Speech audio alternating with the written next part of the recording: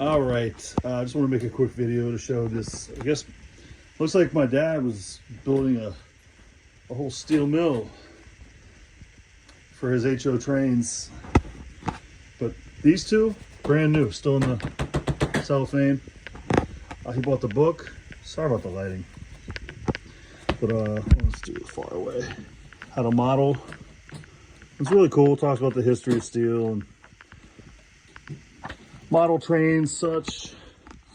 We got this, the blast furnace, which I've already taken pictures of. It looks brand new. And then I found this.